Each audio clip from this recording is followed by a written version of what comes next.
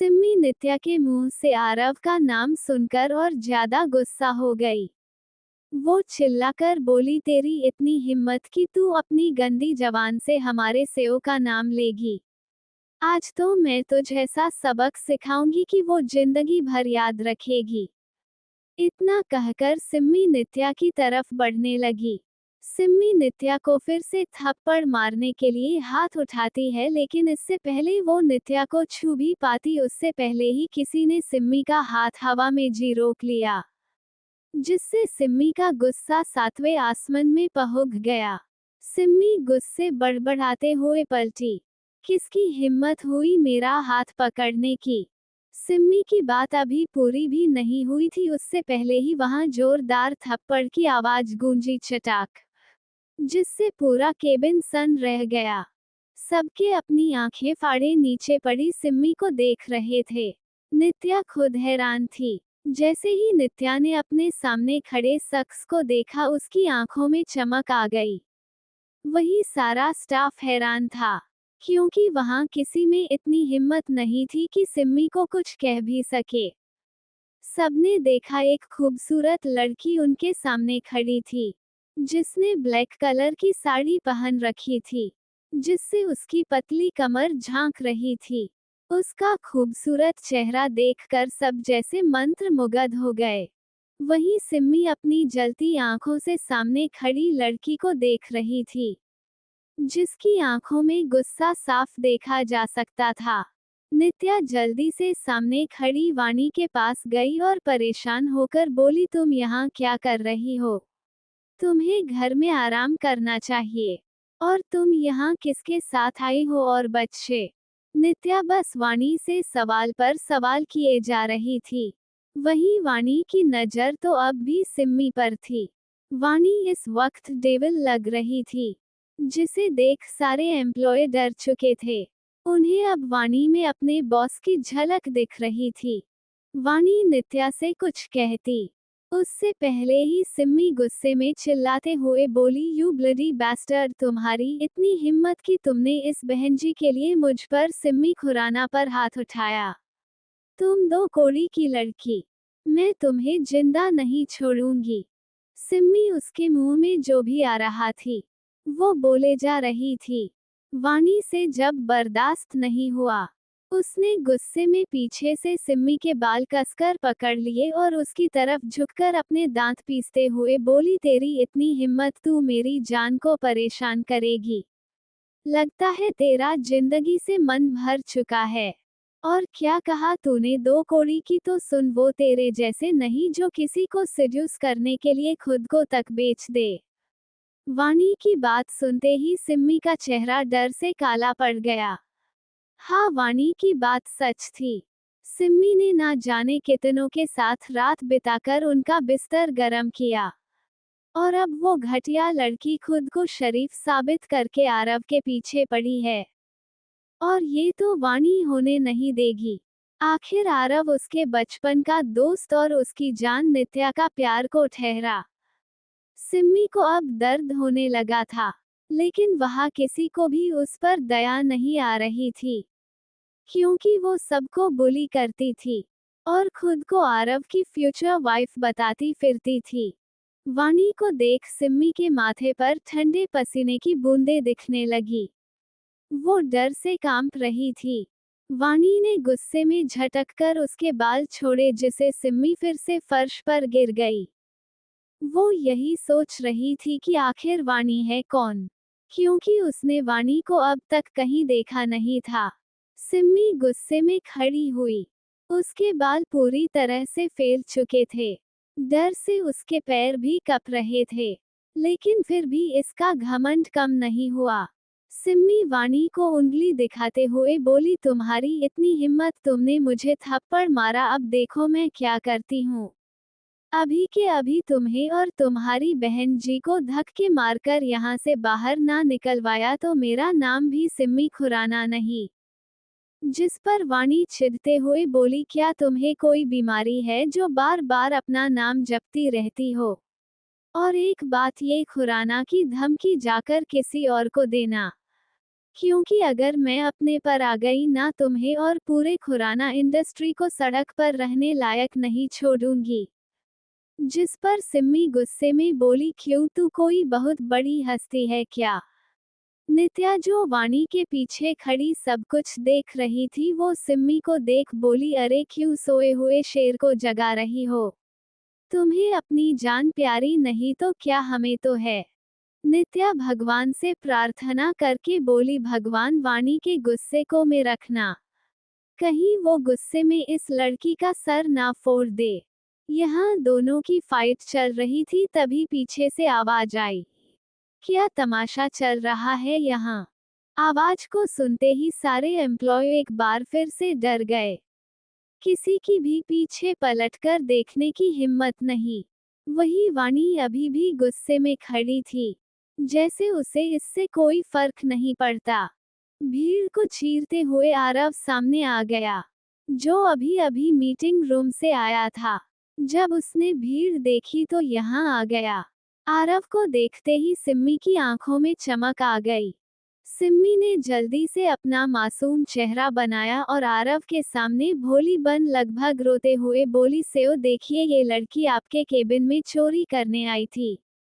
जब मैंने इसे रंगे हाथों पकड़ा और इसे ऑफिस से बाहर निकालने लगी तो ये मेरे साथ बदतमीजी करने लगी और मुझे एब्यूज करने लगी। कहते हुए सिम्मी घिन भरी नजरों से नित्या को देख रही थी। वहीं नित्या ने जब सिम्मी की बात सुनी तो उसे उस पर गुस्सा आने लगा। कैसे ये लड़की सफेद झूठ बोल सकती थी? आरव ने नित्या को देखा जिसके गाल पर थप्पड़ के निशान थे, जिसे देखते ही आरव का खून खौल उठा। वही सिम्मी ने जब आरव को गुस्से में देखा तो उसकी आंखों में चमक आ गई। सिम्मी आगे बोली, और इस लड़की ने वाणी की तरफ इशारा करके मुझे मारा और तो और मेरे परिवार को खत्म करने की धमकी भी दी। वो भी इस वजह से क्योंकि मैं इस बहन की को यहाँ से बाहर निकाल रही थी। सिम्मी ने जितना हो सका उसने उतना ही बड़ा चढ़ाकर आरव को बातें बताई। वही आरव का गुस्सा अब बढ़ते जा रहा था। सिम्मी तो बहुत खुश थी कि अब आरव दोनों लड़कियों को सजा देगा, जिसके बाद ऑफिस में कोई भी मुझसे उलझने की हिम्मत नहीं करेगा। वो अपनी सोच में गुम थी तभी आरव की गुस्से भरी आवाज आई, तुम्हें किसने मारने की हिम्मत की? सिम्मी ने सोचा आरव उसे पूछ रहा था इसलिए वो जल्दी से बोलने को हुई, लेकिन आरव ने उसे हाथ दिखाकर रोक दिया। आरव फिर से नित्या की तरफ देखकर बोला, किसने तुम्हें थप्पड़ मारा? नित्या आज पहली बार आरव को इतने गुस्से में देख रही थी। वो जानती तो थी कि आरव का गुस्सा बहुत खतरनाक है, इसलिए वो आरव से डरती भी थी, लेकिन आरव कभी भी उसके सामने गुस्सा नहीं करता था। वाणी अभी भी नॉर्मल थी, उसे आरव के गुस्से से कोई फर्क नहीं पड़ता था, क्योंकि वो उसके गुस्से को पहले से जानती थी। नित्या से कुछ बोला नहीं जा रहा था, जिसे देख वाणी नित्या को अपने सामने कर उससे बोली, नीतू तुझे डरने की बिल्कुल जरूरत नहीं है, मैं हूं ना, बता आरव को सच। जब सिम्मी ने वाणी के मुंह से आरव का नाम सुना तो उसके होश हो उड़ गए, क्योंकि पूरे ऑफिस में भी किसी हिम्मत नहीं होती थी आरव का नाम लेने की और ये लड़की बिना सारे उसका नाम ले रही थी। सिम्मी सोचते हुए अपने मन में बोली, कहीं मैंने किसी गलत आदमी से तो पंगा नहीं ले लिया। सिम्मी सोच रही थी कि तभी नित्या सिम्मी की तरफ अपनी बोली, मैं आराज जी के केबिन में थी, तभी ये आकर मुझ पर चिल्लाने लगी और हमें बोलने का मौका तक नहीं दिया। जिसे बाद नित्या ने सारी बात आरव को बता दी। नित्या की बात सुनते ही आरव की मुट्ठी कस गई। उसने अपनी आलू चुकी आंखों से सिम्मी को देखा तो वो अंदर तक कांप गई। सिम्मी कुछ बोलना चाहती थी लेकिन इसके गले से आवाज तक नहीं निकली। तभी आरव अपनी गुस्से भरी आवाज में सिम्मी से बोला, तुम्हारी हिम्मत भी कैसे हुई उसे हाथ लगाने की और किससे पूछकर तुम मेरे सेबन में गई? लगता है तुम अपनी औकात भूल गई, जो मुझे याद दिलाना होगा। सिम्मी के तो प्राण ही निकलने वाले थे। उसे कुछ समझ ही नहीं आ रहा था। वो हकलाते हुए बोली, वो सर वो मैं।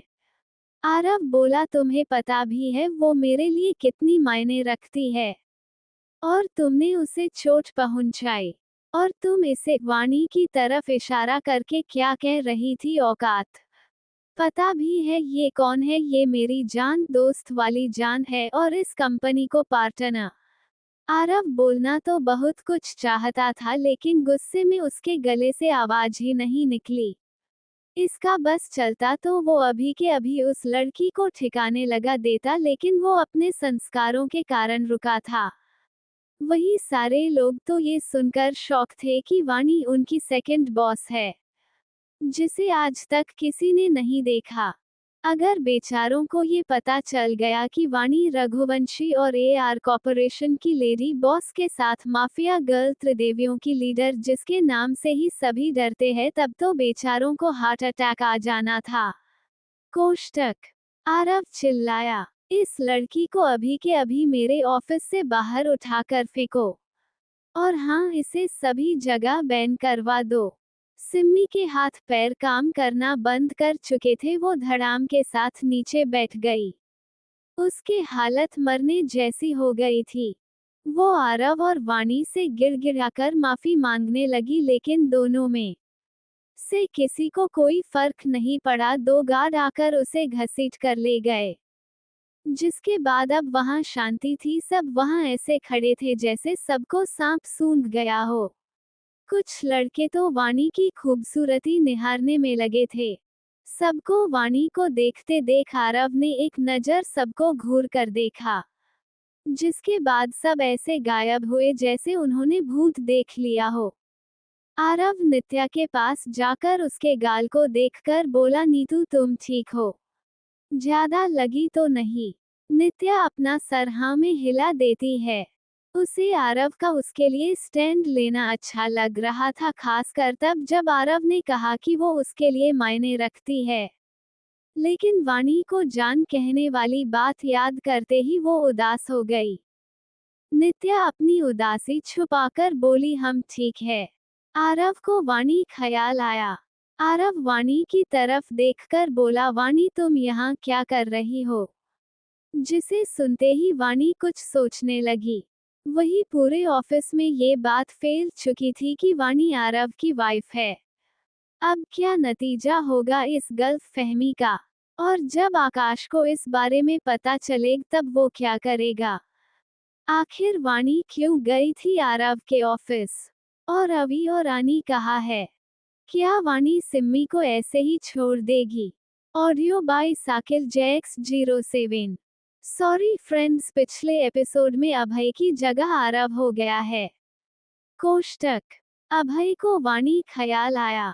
अभय वाणी की तरफ देखकर बोला, वाणी तुम यहाँ क्या कर रही हो? जिसे सुनते ही वाणी कुछ सोचने लगी। वाणी खुद से सोचते हुए मन में बोली, अबे यार, अब मैं इन्हें क्या बताऊं कि मैं यहाँ इन दोनों के चक्कर में ही आई थी ताकि दोनों का टांका भिड़ा सकूं। वाणी अपने मन में सोच रही थी। तभी अभय बोला, तारा जी क्या आप बताने का कष्ट करेगी? और आप अकेली हैं, हमारे नन्हे शैतान कहाँ है? वाणी सोच रही थी, तभी उसकी आंखों में चमक आ गई। वाणी अपनी बत्ती सी दिखाते हुए बोली, वो तो मैं बच्चों का चेकअप कराने हॉस्पिटल जा रही थी, तो सोचा क्यों न इसी बहाने तुमसे और नित्या से भी मिल लूं। अभय ने घूरकर वाणी को देखा। उसे वाणी की बातों पर जरा सा भी भरोसा नहीं था। अभय अपनी भौहें सिकोड़कर वाणी से बोला, लेकिन जहां तक हॉस्पिटल पैलेस से दूसरे डायरेक्शन में है, और मेरा ऑफिस दूसरे, इसलिए अब बहाना बनाना बंद करके सही कारण बताओ। वाणी हिचकिचाने लगी, जिसे देख अभय बोला, मुझे ऐसा क्यों लग रहा है जैसे तुम कोई कांड करने वाली हो? वाणी खुद से बड़बड़ाकर बोली, अगर इसे मेरे कांड के बारे में पता चल गया तो ये सुअर पक्का मुझे कच्चा चबा जाएगा। क्या करूं क्या करूं? वाणी अभी सोच रही थी कि तभी पीछे से किसी बच्चे के रोने की आवाज आई।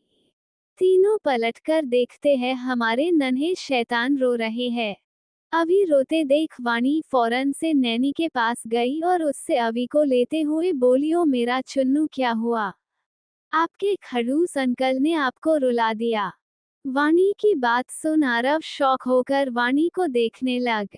आरव मुंह बनाकर बोला, यार अब मैंने क्या किया इसमें? वाणी की गोद में जाते ही अभी शांत हो गया। कुछ ही देर में सभी एक साथ आरव की सेबन में बैठे थे।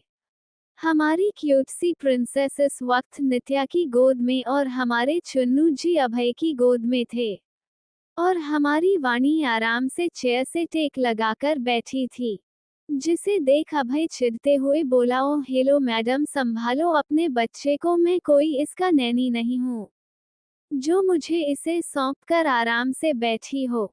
वाणी बोली, अरे ये सोचो कि ये तुम दोनों का ट्रेनिंग पीरियड चल रहा है। कभी अगर तुम दोनों के बच्चे हुए तो कम से कम तुम्हें उसका पहले से एक्सपीरियंस तो होगा। वाणी की बात सुन नित्या शर्मा गई, उसके गाल कश्मीरी सेब जैसे लाल हो गए। जिसे देख अभय नित्या से बोला, नीतू ये तुम्हारे गालों को क्या हुआ? ये इतने लाल क्यों है, तुम ठीक तो हो ना? अभय की बात सुन नित्या हड़बड़ाकर अपने हाथ से अपने गालों को छुपाने की नाकाम कोशिश करने लगी। नित्या अपने बढ़ती हार्टबीट की संभालते हुए बोली, कूकू कुछ तो नहीं हुआ हमें, हम बिल्कुल ठीक है। जिस पर वाणी नित्या को छेड़ते हुए बोली, अरे मेरे बुधदेव, उसकी कोई तबीयत वाबियत खराब नहीं है, वो तो शर्मा रही है। क्यों नीतू, मैंने सही कहा ना? वाणी की बात सुन नित्या की सांस उसके हलक में आ गई। उसका बस चलता तो वो अभी धरती में समा जाती। उसे बहुत ही शर्म आ रही थी आरव और अपने बच्चों में बारे में सोच सोचकर। दूसरी ओर पूरे ऑफिस में ये बात आग की तरह फैल चुकी थी। वाणी आरव की वाइफ है और इस गलत फहमी का सबसे बड़ा कारण आरव का वाणी को जान कहना था, जो उनके लिए तो नॉर्मल था लेकिन बाकियों के ऊपर ये किसी बम से कम नहीं था। सभी कलीग वाणी और अभय के बारे में बात कर रहे थे। ऑफिस का मैनेजर भी उनके साथ गॉसिप में शामिल था। तभी एक लेडी एम्प्लॉय अपने साथियों से बोली, वैसे हमारे सीईओ की वाइफ कितनी सुंदर है ना? मतलब उन्हें देखकर कोई भी कह देगा कि वो कॉलेज गर्ल है। उसकी बात सुन दूसरा आदमी बोला, लेकिन कुछ भी कहो दोनों की जोड़ी एक नंबर है। मैनेजर जो उनकी बातें सुन रहा था उसे गॉसिप करने में बहुत मजा आता था। वो बात को आगे बढ़ते हुए सबसे बोला, हाँ मैंने भी सुना था कि सर का किसी लड़की के ऊपर सीक्रेट क्रश है, लेकिन तब मुझे सब अफवाह लगी, लेकिन अब लगता है को वो सब सच था। सभी अपनी अपनी बातों में लगे थे। तभी एक लड़का जिसकी उम्र 25 साल होगी, वो बोला, यार तुम लोगों में उस लड़की को देखा जो हमारे बॉस के साथ आई, वो भी कितनी प्यारी थी ना? उसकी आंखें हैं, उनमें डूब जाने का मन करे। इस लड़के जिसका हम ऋषभ था, उसे सभी घूर कर देखने लगे। तो ऋषभ हड़बड़ाकर बोला, क्या ऐसे क्या देख रहे हो? कुछ गलत बोल दिया क्या मैंने? उसकी बात पूरी होते से सभी एक साथ हंसने लगे। तभी एक लड़की बोली, लगता है हमारे ऋषभ जी को पहली नजर का प्यार हो गया है। जिसे सुनते ही ऋषभ शर्माने लगा, जिसे देख सभी फिर से हंसने लगे। अभय से केबिन में अभय वाणी से बोला, वैसे तुम यहाँ आई हो, इस बारे में तुम्हारे पति अभय के इतने कहते जी? वाणी ने उसे अपनी आंखें छोटी कर घूर कर देखा तो अभय अपनी बात सुधारकर बोला, मेरा मतलब आकाश रघुवंशी को पता है। वाणी अपना सर नामे हिलाकर बोला, नहीं उन्हें कुछ नहीं पता, और अगर चल भी गया तो क्या होगा, वैसे भी मैं अपने दोस्त से मिलने आई हूँ। दूसरी ओर रघुवंशी कॉर्पोरेशन आकाश के केबिन में आकाश किसी के साथ ऑनलाइन मीटिंग कर रहा था।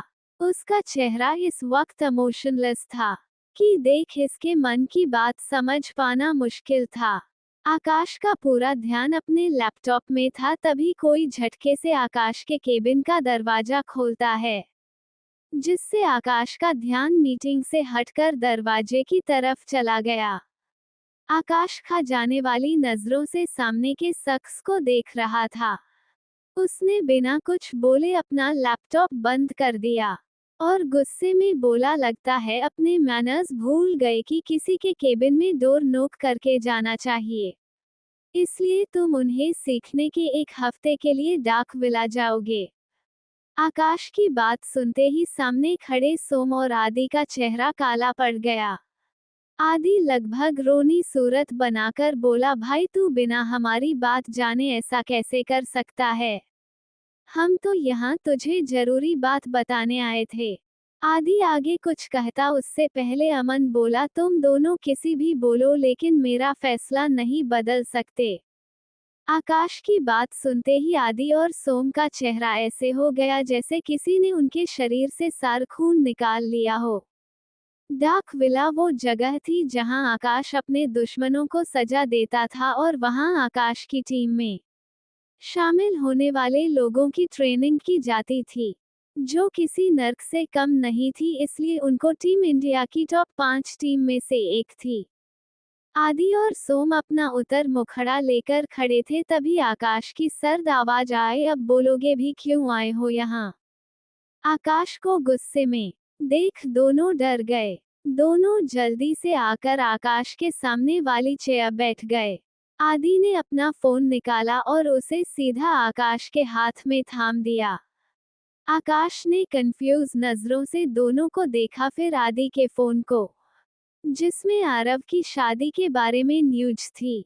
न्यूज में लिखा था, हमारे मुंबई शहर के हमारे दूसरे मोस्ट हैंडसम बैचलर की शादी की खबर भी आमने आई है। सूत्रों के मुताबिक बताया गया है अभय राणा ने सीक्रेटली शादी कर ली है और उनकी वाइफ उनकी कंपनी के सेकंड बॉस है। कहा जा रहा है दोनों को जोड़ी बहुत ही सुंदर है। जहां हमें पता है कि उनकी वाइफ पहले हमारे मोस्ट हैंडसम बैचलर बिजनेसमैन आकाश रघुवंशी की पत्नी थी। तो क्या उनका अपनी पत्नी से तलाक हो चुका है, या फिर वो अपने पति को अपने आशिक के साथ मिलकर धोखा दे रही है? आखिर क्या है सच्चाई? लेकिन कुछ भी, दोनों एक दूसरे को इसमें भी कंपटीशन दे रहे हैं। जिसने भी ये न्यूज़ छापी थी उसे अच्छे से पता था कि आकाश की पत्नी कौन है, जिसके बावजूद भी छापा, सिर्फ अपनी टीआरपी बढ़ाने के लिए। कोष्टक आकाश न्यूज पढ़कर दोनों को तिरछी नजरों से देखता है। आकाश बोला, तुम ये दिखाने के लिए इतने उतावले थे? आदि और सोम, जिसके चेहरे पर डर की लकीर उभर चुकी थी। सोम डरते हुए बोला, भाई पहले पूरी पोस्ट तो पढ़। आकाश एक नजर सोम को देख फिर फोन की स्क्रीन को स्क्रॉल करता है। आकाश आगे पढ़ता है, जिसमें लिखा था, हमें पता चला है कि उनके 2 बच्चे हैं, लेकिन क्या सच में उनके पिता आकाश रघुवंशी है या फिर कोई और? उनका इशारा सीधा अभय की तरफ था। आखिर क्या है सच्चाई? उसी के नीचे अभय के ऑफिस की कुछ फोटोज और एक वीडियो क्लिप मौजूद थी। फोटो में अभय और वाणी दोनों काफी नजदीक था, जा कहे फोटो इस एंगल से खींचा गया था जिसमें दोनों करीब दिख रहे थे। वही वीडियो क्लिप में अभय वाणी के जान बोल रहा था, जिसे देखते ही आकाश की आंखें हैरानी से बड़ी हो गई और उसकी फोन पर पकड़ कस गई। आकाश की आंखें लाल हो चुकी थी, जिनमें खून उतर आया था। अचानक से कमरे में माहौल गर्म होने लगा। आकाश, जिसका गुस्सा अब 7वें आसमान में पहुंच चुका था, आकाश को देख आदि सोम से धीमे से बोला, भाई ये राक्षस क्या करेगा? मुझे तो इससे अभी से डर लग रहा है। सोम चोर नजरों से आकाश को देखते हुए बोला, मुझे भी। दोनों बातें कर रहे थे तभी आकाश की खतरनाक आवाज सुनाई दी, पता करो किसका काम है ये, और इसे तुरंत ही सभी जगह से हटवाओ। वाणी को इस बारे में पता नहीं लगना चाहिए। सोम बोला, हमने पहले से अपने आदमियों को इस काम में लगा दिया है। आकाश का गुस्सा हद से ज्यादा बढ़ चुका था, लेकिन वो इतना तो समझ चुका था कि जिसने भी ये काम किया है उसकी अभय से दुश्मनी और वाणी से दुश्मनी है, क्योंकि ये उन दोनों को बदनाम करने की साजिश थी। आकाश, जिसका गुस्सा बढ़ता जा रहा था, उसने खुद को शांत करने के लिए लंबी लंबी सांसें ली। फिर बिना कुछ कहे अपने केबिन से बाहर निकल गया। आकाश को गुस्से में जाते देख सोम बोला, पक्का किसी की मौत होने वाली है। वही रूही, मीरा और रौनक को भी इस बारे में पता लग चुका था। रूही और मीरा यही सोचकर परेशान हो रही थी कि जब वाणी को इस बारे में पता चलेगा तब क्या होगा, क्योंकि सबको अभय और वाणी के रिश्ते के बारे में पता था। सभ्य भी जानती थी कि कोई अभय और वाणी को फंसाने की कोशिश कर है। वही वाणी, अभि और नित्या इन सब से अनजान खुशी खुशी अपनी बातों में लगे थे। आखिर किसने किया ये? क्या आकाश वाणी पर विश्वास करेगा? कौन अभय और वाणी को बदनाम करने की कोशिश कर रहा था? क्या आकाश इसका पता लगा पाएगा? और इस बारे में जब वाणी को पता चलेगा तब क्या होगा? Audio bye Sakir JX07। आकाश को गुस्से में जाते देख सोम बोला, पक्का किसी की मौत होने वाली है। रूही, मीरा और रौनक को भी इस बारे में पता लग चुका था। रूही और मीरा यही सोचकर परेशान हो रही थी कि जब वाणी को इस बारे में पता चलेगा तब क्या होगा, क्योंकि सबको अभय और वाणी के रिश्ते के बारे में पता था। सभ्य भी जानती थी कि कोई अभय और वाणी को फंसाने की कोशिश कर है। वही वाणी, अभि और नित्या इन सब से अनजान खुशी खुशी अपनी बातों में लगे थे। अभय वाणी से बात कर रहा था, तभी उसका फोन बजने लगा। अभय पहले उसे इग्नोर करता है, लेकिन बार बार आने पर अभय वाणी को बेबी पकड़ाकर फोन पर बात करने चला गया। अभय कॉल उठाते ही चिड़ी आवाज में बोला, क्या कोई मर गया है जो ऐसे बार बार फोन लगा रहे हो? अभय की बात सुन फोन की दूसरी तरफ से रौनी कुछ बोला। रौनक की बात सुनते ही अभय के चेहरे का रंग उड़ गया। अभय लगभग चिल्लाते हुए बोला, व्हाट? तुझे पता भी है तू क्या बकवास कर रहा है? फोन की दूसरी तरफ से रौनक परेशान होकर बोला, हाँ भाई, मैं सच कह रहा हूँ। सभी सोशल मीडिया में आपकी और मैम की फोटो वायरल हो रही है जिसमें लिखा है आप दोनों पति पत्नी हैं और मैम और जीजू का डिवोर्स हो गया है। रौनक कुछ देर रुककर आगे बोला, आपके कारण? इस बारे में अभी मैम को नहीं पता, लेकिन जीजू काफी गुस्से में है। मुझे सोम जीजू ने बताया कि वो काफी गुस्से में ऑफिस से बाहर निकले हैं, और जहां तक उनका मानना है वो आपके पास ही आएंगे। अभय रौनक की बात सुन अपनी माथे पर उंगलियों से रब करने लगा। उसका दिमाग जैसे बंद हो चुका था। अभय कुछ सोचकर बोला, पता करो किसने ये सब किया है। उसे तो मैं मौत के घाट अपने हाथों से उतारूंगा। रौनक बोला, हम इसे ढूंढ रहे हैं। कुछ देर रौनक से बात करने के बाद अभय वापस अपनी सीट पर आकर बैठ गया। अभय को परेशान देख वाणी बोली, अब तुम्हें क्या हुआ जो ऐसे सड़ा हुआ मुंह बनाया है? अभय अपने चेहरे पर झूठी मुस्कान लाकर बोला, कुछ नहीं। लेकिन फिर भी वाणी को उस पर शक हो चुका था। वाणी अभय को गौर से देखते हुए बोली, क्या हुआ, बताओगे? कहते हुए वाणी सीरियस थी।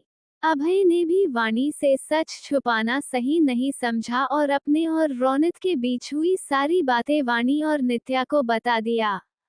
अभय की बात खत्म होते ही अभय ने देखा वाणी इस वक्त काफी गुस्से में लग रही थी। वो इस वक्त काफी खतरनाक लग रही थी, जिसका ऑरा अभय और नित्या ने भी महसूस किया था। अगर कोई उसे ऐसे देख लेता तो डर से बेहोश हो जाता। वाणी कुछ बोलने वाली थी उससे पहले ही एक झटके से आकाश के केबिन का दरवाजा खुला, जिससे सभी का ध्यान दरवाजे की तरफ चला गया। वाणी दरवाजे पर आकाश को देख हैरान थी। अभय और नित्या का भी यही हाल था, लेकिन सबने खुद को नॉर्मल दिखाया। वाणी जल्दी से अपने चेहरे पर मुस्कुराहट लाकर आकाश से बोली, पति देव, आप यहाँ क्या कर रहे हैं? क्या आपको अभी से मेरी याद आने लगी? आकाश वाणी की बातों को इग्नोर कर उसका हाथ पकड़कर उसे खड़ा करता है। फिर नित्या की तरफ देखकर कहता है, नित्या तुम बच्चों को लेकर पैलेस चले जाना। मुझे अपनी बीवी से कुछ काम है। आकाश को गुस्से में देख नित्या डर से अपना सर हाँ में हिला देती है। आकाश अपनी पैनी नजर अभय पर डालकर वाणी को वहां से लेकर निकल गया। दोनों के जाते ही नित्या परेशान होकर अभय से बोली, जीजू गुस्से में दिख रहे थे, कहीं वो वानू को कुछ। नित्या की बात खत्म भी नहीं हुई थी कि अभय रिलैक्स होकर बोला, वो उसे कुछ नहीं करेगा। अभी हमें उनके बारे में परेशान होने के बजाय अपने नए दुश्मन को ढूंढना चाहिए। नित्या शांत रहती है। अभय नित्या से बोला, चलो हम चलते हैं, बच्चे भी सो चुके हैं। नित्या अपना सर हाँ में हिलाती है, जिसके बाद दोनों बच्चों को लेकर पैलेस के लिए निकल गए। आकाश की कार में आकाश गुस्से में कार ड्राइव कर रहा था। वाणी बिल्कुल शांत बैठी थी। कुछ दूरी पर पहुंचकर हाईवे में आकाश अपनी कार रोकता है और वाणी को तरफ देखता है जो शांत थी। वाणी को रिलैक्स देख आकाश उस पर गुस्सा करते हुए बोला, इतना सब कुछ हो गया फिर भी तुम रिलैक्स कैसे हो? तुमने सोचा भी अगर माँ और दादू को इस बारे के पता चला तो क्या होगा? वाणी सवालिया नजरों से आकाश को देखती है, जैसे पूछना चाहती हो कि मैंने क्या किया।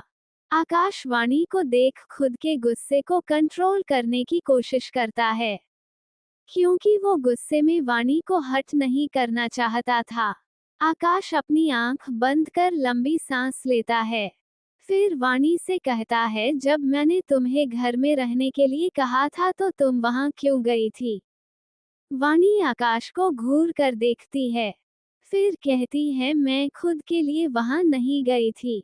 मैं तो अभय और नीतू के लिए गई थी ताकि दोनों को और करीब ला सकूं। लेकिन किसी ने सब कुछ बर्बाद कर दिया। आकाश खुद से बड़बड़ा कर बोला, उन दोनों को एक करने गई थी और खुद का नाम उससे जुड़वा कर आ गई। आकाश को बड़बड़ाते देख वाणी बोली, आपने अभी कुछ कहा? आकाश चिढ़ते हुए बोला, जी नहीं, मैं कहा कुछ बोल सकता हूँ, मुझे कुछ बोलने के लिए भी तो आपकी परमिशन की जरूरत है। आखिर आप मेरी बॉस जो है। बाहर पति चाहे कितना भी बॉसगिरी झाड़ ले लेकिन उसकी बॉस तो उसकी बीवी ही रहती है। Tears of Joy. वाणी गुस्से में आकाश को देखती है, लेकिन कुछ कहती नहीं। तभी आकाश का फोन बजने लगता है। आकाश वाणी को इग्नोर कर फोन उठाता है। फोन के दूसरी तरफ से सोम बोला, हमने सारे र्यूमर्स सोशल साइट से हटवा दिया है। आरव बोला, पता चला किसने किया है ये? सोम बोला, ये वही लड़की है जिसे भाभी ने थप्पड़ मारा था। अभय ने इसे जॉब से निकाल दिया, इसलिए वो अपने बॉयफ्रेंड के साथ मिलकर दोनों को बदनाम करवा रही है। हमने दोनों को पकड़ लिया है। सोम की बात सुनते ही आकाश की आंखें गुस्से से लाल हो गई। उसके माथे की लकीर उभर गई थी। आकाश को गुस्से में देख वाणी भी समझ चुकी थी कि आकाश को सच पता चल चुका है। आकाश कठोर आवाज में बोला, उसे अपने अड्डे में चलो, मैं कुछ में वहां पहुंचा हूं। इतना कहकर आकाश कॉल रख देता है। उसके चेहरे पर गुस्सा साफ देखा जा सकता था। आकाश बोला, उसकी हिम्मत कैसे हुई मेरी जान को बदनाम करने की? उसे तो मैं छोड़ूंगा नहीं। अब उसे पता चलेगा कि उसने किसी पंगा लिया है। वाणी जो आकाश के चेहरे के बदलते एक्सप्रेशन देख रही थी, वो धीमे से बोली, क्या हुआ? आकाश बोला, ये वही थी जिसे तुमने मारा थप्पड़ था। आकाश ले बात सुनते ही वाणी के चेहरे पर तिरछी मुस्कान आ गई। वाणी अपने मन में बोली, मुझे लगा ही था। वाणी फिर आकाश से बोली, अब उसका क्या करना है? आकाश बोला, वो तुम मुझ पर छोड़ दो। आकाश के चेहरे पर इस वक्त कोई भी भाव नहीं थे, लीन फिर भी वाणी उसका खतरनाक ऑरा महसूस कर सकती थी। आकाश कुछ देर खामोश रहकर बोला, हमारा प्लान कहाँ तक पहुँचा? वाणी कार की सीट से अपना सर टिका, अपनी आंख बंद कर बोली, सब कुछ सही जा रहा है। अगर ऐसा ही चलता रहा तो बहुत जल्द अभय को अपने प्यार का एहसास हो जाएगा। उसके मेरी नीतू की शादी। मैं तो सोचकर भी बहुत एक्साइटेड हूँ। ये कहते हुए वाणी खुशी से उछल पड़ी थी। वाणी अपनी आंखों में चमक लिए आगे बोली, उन दोनों की शादी में बड़े धूमधाम से कराऊंगी। अपने जैसे नहीं कि मंदिर में 4 मुर्गी के बीच शादी हो गई। ना कोई सगाई, ना हल्दी, ना मेहंदी, और मैंने तो कपल वाला डांस भी नहीं किया। इतना कहकर वाणी आकाश को ऐसे घूरने लगी जैसे अभी उसको पीट देगी। जिसे देख आकाश अपनी भौहें तन बोला, तुम मुझे ऐसे क्यों घूर रही हूँ? वाणी अपनी आंखें छोटी कर आकाश को घूरते हुए बोली, घूरू नहीं तो क्या? हाँ, आपको पता है अपनी शादी को लेकर मेरा क्या क्या सपने थे। लेकिन आपने क्या किया, मुझसे जबरदस्ती शादी कर ली और मेरे सारे सपने कपड़ों में लगे मैल की तरह धुल गए। वाणी मुंह बनाकर आगे बोली, अरे मैंने तो सोचा था कि मुझे राजकुमार जैसा पति मिलेगा, जो मुझे अपनी पलकों पर बैठाकर रखेगा और मेरे सारे नखरे उठाएगा। लेकिन मेरी किस्मत में तो राक्षस ही लिखा था, जो कि हंसने से पहले भी 10 बार सोचता है, और जब देखो ऐसा करो, ऐसा मत करो। और मुझे मेरे मोमोस भी खाने नहीं देता। देखना आपको पाप लगेगा। हाँ, वाणी छोटे बच्चों को तरह उससे शिकायत कर रही थी। आकाश तो अपना मुंह खोले उसे देख रहा था। आखिर में जब उसने राक्षस सुना तो वाणी को खा जाने वाली नजरों से घूरने लगा। आकाश को ऐसे खुद को घूरते देख वाणी अपना सर हिला आकाश से बोली, क्या ऐसे क्या देख रही है? आकाश बोला, तुमने मुझे राक्षस कहा।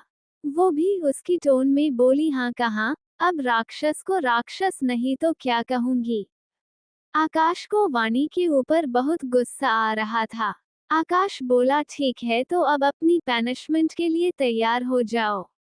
वाणी इससे पहले कुछ समझती आकाश वाणी की कमर पकड़ झटके से उसे अपने करीब खींच लेता है और उसके होठ पर अपने होठ रख उसे रुडली किस करने लगता है, या कहीं बाइट करने लगता है। वाणी को किसी समझ नहीं आ रहा था, वो आकाश को खुद से दूर करने की कोशिश करती है, लेकिन ऐसा कर और आकाश के साथ वो भी बहक जाती है और आकाश को किस बैक करने लगती है।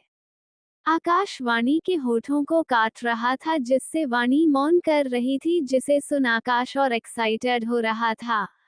आकाश के बीते करने की वजह से वाणी के होठ कट गए, जिससे किस करते टाइम दोनों के मुंह में खून का स्वाद आने लगा।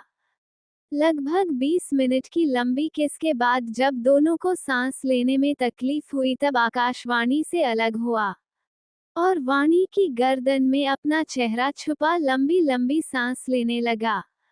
वाणी भी लंबी लंबी सांस लेकर खुद को नॉर्मल करने लगी। वाणी अभी नॉर्मल भी नहीं हुई थी कि आकाश इसकी गर्दन पर किस और हल्के हल्के बीते करने लगा। लेकिन इस बार आकाश प्यार से कर रहा था। वाणी के मुंह से आह निकल रही थी। उसकी सांसें भरी होने वाली थी। तभी कोई आकर उनकी कार के बाहर आकर नॉक करता है। Audio by Sakil JX07। 20 minute की लंबी किस के बाद जब दोनों को सांस लेने में तकलीफ हुई, तब आकाश वाणी से अलग हुआ और वाणी की गर्दन में अपना चेहरा छुपा लंबी लंबी सांस लेने लगा। वाणी भी लंबी लंबी सांस लेकर खुद को नॉर्मल करने लगी। वाणी अभी नॉर्मल भी नहीं हुई थी कि आकाश इसकी गर्दन पर किस और हल्के हल्के बीते करने लगा। लेकिन इस बार आकाश प्यार से कर रहा था। वाणी के मुंह से आह निकल रही थी। उसकी सांसें भरी होने वाली थी। तभी कोई आकर उनकी कार के बाहर आकर नॉक करता है। आकाश और वाणी जो अपने रोमांस में बसे थे, वो दोनों अब गुस्से में आ चुके थे। आकाश ने घूरकर खिड़की को देख अपने मन में कहा, साला कोई ढंग से रोमांस तक नहीं करने देता। जब देखो तब कबाब में हड्डी बनकर आ जाता है।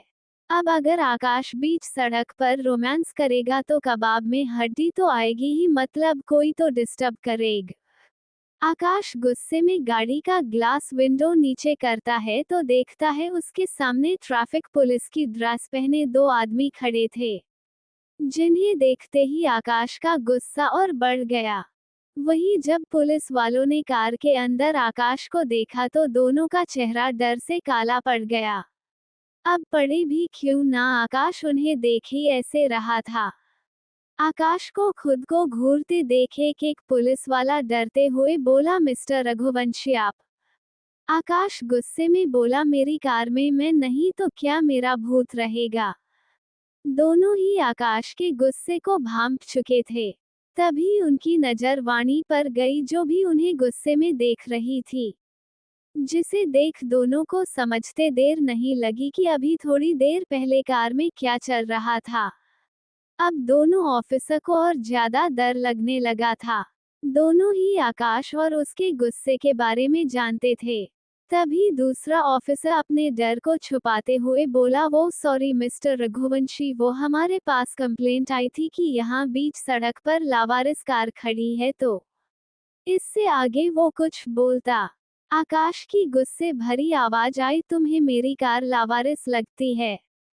लगता है तुम भूल गए मैं कौन हूँ। आकाश की धमकी सुन दोनों डर गए। उन्हें डर था कहीं आकाश उनकी नौकरी न छुड़वा दे। तभी पहला ऑफिसर लगभग रोते हुए बोला, हमें माफ कर दीजिए सर, हम बस अपना काम कर रहे थे। प्लीज हमें नौकरी से मत निकलवाइएगा, हमारे छोटे छोटे बच्चे हैं। बच्चों का सुनते ही आकाश का गुस्सा जैसे शांत हो गया। उसे अपनी प्रिंसेस और रवि की याद आ गई। कुछ सोचकर आकाश दोनों से बोला, ठीक है। आकाश का चेहरा अभी भी कोल्ड था। वो दुनिया के सामने क्रूर और निर्दयी इंसान था, लेकिन उसके उलट वो अपने परिवार के साथ था। वही दोनों ऑफिस को अभी भी भरोसा नहीं हो रहा था कि वो बच गए। शाम को सभी लोग एक साथ हॉल में बैठे बातें कर रहे थे। साक्षी को छोड़कर वो अपने कमरे में आराम कर रही थी। 2 दिन बाद साक्षी की डिलीवरी डेट थी, इसलिए वाणी ने टिया को भी पैलेस में बुला लिया था। सभी बातें कर रहे थे। अभय अपनी चोर नजरों से नित्या को देख रहा था, जो सबसे हंस हंसकर बातें कर रही थी। शायद अभय के दिल में नित्या के लिए फीलिंग्स जागने लगी थी। नित्या जिससे अनजान थी, लेकिन कोई था, वो अभय की सारी हरकतें देख रहा था, वो आकाश था। अभय को नित्या को देखते देख आकाश के चेहरे पर ना दिखने वाली मुस्कान आ गई, क्योंकि आकाश ने नित्या को अपनी बहन माना था, और वो चाहता था कि नित्या के लिए जो सही है वो उसे मिले। और नित्या के लिए अभय से अच्छा लड़का था ही नहीं, इसलिए तो दोनों मियाँ बीवी मिलकर दोनों कोई करने में लगे थे। लेकिन आदि अभी भी अभय से नाराज था, क्योंकि रूही उससे ज्यादा अभय को अटेंशन देती है। आदि बैठा खुद से बड़ब डर रहा था। सबसे इतने अच्छे से बात करती है, बस मुझे छोड़ के जैसे मुझमें कांटे लगे हो। कभी कभी तो मन करता है कि क्या यार, छोड़ो भी, वैसे ही अपनी ही बीवी है। आदि के चेहरे के एक्सप्रेशन अगर कोई देख लेता तो हंस हंस कर लोटपोट हो जाता। रोनित धीमे से आदि के पास जाकर उसके कान में बोला, क्या हुआ जीजू, मुझे आपसे जलने की स्मेल आ रही है। रोनित की बात सुन आदि अपनी दांत पीसते हुए रोनित को देखता है तो रोनित खिसियानी हंसी हंसकर बोला, अरे मैं तो बस पूछ रहा था, इसलिए इतना हैपर होने वाली कौन सी बात है। कहकर रोनित अपनी जगह पर बैठ गया। तभी सोम, जो मीरा के साथ बैठा था, वो अपनी जगह से खड़ा हुआ और खुश होते हुए बोला, हे एवरीवन अटेंशन प्लीज। सोम की बात सुन सभी सवालिया नजरों से सोम की तरफ देखने लगते हैं। तभी सोम आगे बोला, मेरे पास आप सब के लिए एक गुड न्यूज है। सोम के बोलते ही रोनित बीच में बोल पड़ा, क्या आप सब छोड़ हिमालय जा रहे हैं? या फिर रोनित की बात खत्म भी नहीं हुई थी कि सब उसे घूर कर देखने लगे। सबके ऐसा देखने से रौनक मासूम बनते हुए सोम से धीमे से बोला, वो कल मैंने सपने देखा था कि आप अपना सब कुछ अपने सेल यानी मुझे देकर हिमालय चले गए। सोम उसे घूर कर देखते हुए बोला, अगर अब अपनी बकवास बंद नहीं की तो अभी तुझे यहाँ से उठाकर बाहर फेंक दूंगा। जिसे सुन रौनक का मुंह बन गया। रौनक मुंह बनाकर बोला, आप तो यही चाहते हो कि मैं यहाँ से चला जाऊं। लेकिन एक बात अपने कान और दिमाग में फिट कर लो, मैं अपनी बहनों को छोड़कर कहीं नहीं जाऊंगा और अगर जाऊंगा तो उन्हें अपने साथ लेकर जाऊंगा। सोम गुस्से में उसे कुछ कहने वाला था लेकिन आकाश उसे रोकते हुए बोला, क्यों फालतू में उसके मुंह लग रहा है, जबकि तू उससे जीतने वाला नहीं। जिसे सुन सभी अपना मुंह छुपाकर हंसने लगे। सबको इग्नोर कर आकाश बोला, तुम हमें क्या बता रहे थे। अपनी बात याद आते ही सोम का सारा गुस्सा छूमंतर हो गया और एग्जाइटेड होते हुए बोला, मैं पापा बनने वाला हूँ। पापा बनने की खुशी उसके चेहरे पर अलग ही छलक रही थी। सोम की बात सुन सभी खुश हो गए। वहीं मीरा अपना सर नीचे करके शर्माने लगी। मीरा को शर्माते देख रूही उसे छेड़ते हुए बोली, ओहो, पहले तो मैडम को शर्म नहीं आए, अब देखो कैसे छुईमी हुई जा रही है। रूही की बात सुन वाणी और नित्या हंसने लगी। टिया भी उनके साथ शामिल थी। सभी ने दोनों को बधाई दी। कुछ देर बाद सब अपने अपने कमरे में चले गए। वही रौनक अपने कमरे में ना जाकर सबसे छुपते छुपाते टिया के कमरे में चला गया। रौनक के टिया के कमरे में जाते ही दो लोग पिलर के पीछे से बाहर निकले जिनके चेहरे पर बड़ी वाली शैतानी मुस्कान थी। ये कोई और नहीं अमन और आदि थे। अमन टिया के कमरे की तरफ देखते हुए बोला, भाई इस साले ने हमें बहुत परेशान किया, अब इससे बदला लेने का टाइम आ गया है। आदि बोला, हाँ छोटे। दोनों के चेहरे पर मिस्टीरियस स्माइल थी। टिया के कमरे में रौनक कमरे में पहुंचकर अंदर देखता ही लेकिन उसे टिया कहीं नहीं दिखती। जिसे कमरे में ना देख रौनक खुद से बोला, यार अब और कितना तड़पाओगी। अब तुम्हारे बिना एक पल भी नहीं रहा है, मैं तुम्हें अपनी बाहों में लेने के लिए तड़क रहा हूँ। रौनक पूरे कमरे में टिया को ढूंढता है लेकिन टिया उसे नहीं मिलती। रौनक बाथरूम की तरफ जाते हुए कहता है, यार प्लीज अब और मत तड़पाओ टिया बेबी। लेकिन बाथरूम में भी टिया नहीं थी। रौनक बालकनी में देखने जाता लेकिन टिया वहां भी नहीं थी। अब रौनक परेशान होकर अपना सर पकड़ लेता है। रौनक अपना सर पकड़े हुए खुद से बोला, यार कहाँ चली गई तुम। अब मुझसे नहीं रहा जा रहा। मुझे तड़पाने की पेनिशमेंट तुम्हें जरूर मिलेगी, वो भी प्यार से।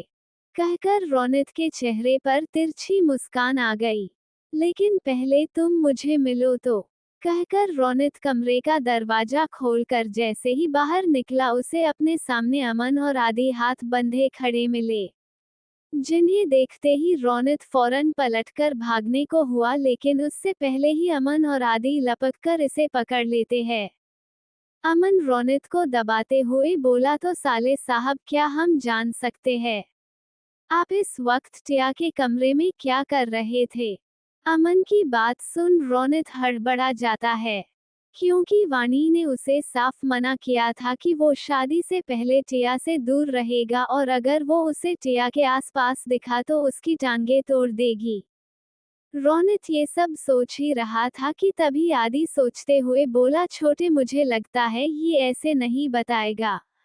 एक काम करते हैं, हम इसे न भाभी के पास लेकर चलते हैं। अब वही सच पता करवाएंगी।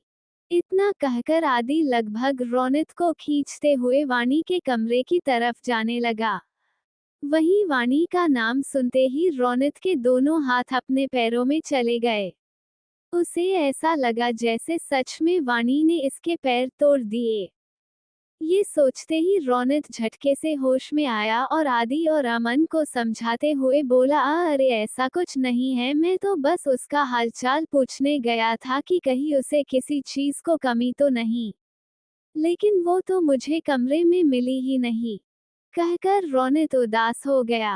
रोनित का उदास चेहरा देखकर अमन और आदि को बड़ा मजा आ रहा था क्योंकि उसने दोनों को बहुत परेशान किया था। इसलिए वो उसे अपना बदला निकाल रहे थे। अमन अपनी हंसी को कंट्रोल करते हुए सीरियस फेस बनाकर बोला, सच में ऐसा ही या फिर हमें? अमन अपनी बात पूर्ण भी कर पाता उससे पहले ही रोनित बोला, नहीं नहीं मैं सच कह रहा हूँ। आदि बोला, ठीक है तो फिर जाकर आराम कर अपने कमरे में, और अगर फिर से तू हमें बाहर भूतों जैसे घूमता दिखा तो तांत्रिक को बुलाकर तुझे पकड़वा दूंगा। रोनित घूरकर आदि को देखता है लेकिन कुछ कहता नहीं। अब बेचारा कहता भी कैसे, उसकी जान जो इस वक्त दाव पर लगी थी। रोनित अपने कमरे की तरफ जाने लगा।